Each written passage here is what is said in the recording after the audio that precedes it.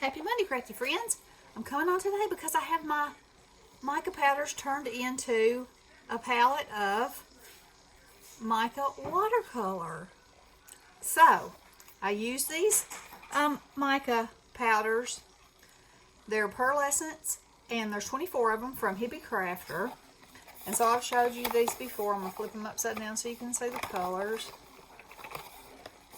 Maybe I am. Beautiful colors. Okay. Now, I showed you in a video where I made my color swatches. So now to these color swatches, I have added a stroke of my watercolor that I've made.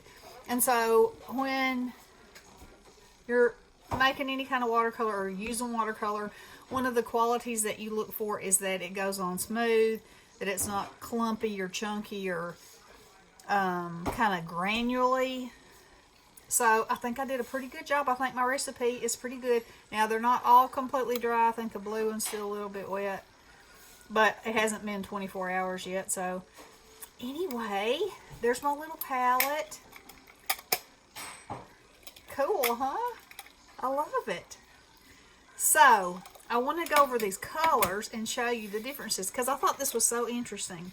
So these will be the same colors on white and on black. So in both cases you can see that the color is much more vivid on the black, but it's also a richer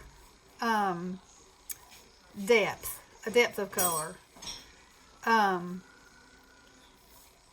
So anyway, if you just look down through here, you know, and combine them, this is just a stronger depth of color. And as you can see, none of it rubs off, none of it smears, and that's because it's got the gum Arabic in it. And so we'll put it like this, and you can see the contrast. So now I have my color swatches so I can see what both the plain mica powder and Versamark will look like, which is the stamped images, and then my watercolor, what it's going to look like on black. And after I did this, I thought, you know, I probably should have done one on craft too, because that would be pretty interesting to see. You know, it's going to show up somewhere between here and here, the intensity of color, so I think that would be pretty interesting too. But anyway, I wanted to come back on and show you. I'm so excited about my little watercolor palette and all the possibilities of this. Oh, I also had several of you ask where I got this brush. It's a Nuvo by Tonic, and it's what I use to sweep off whenever I use the, whenever I stamp and then use just the powder.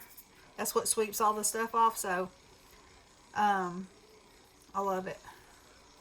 It'll make you just want to sweep off everything.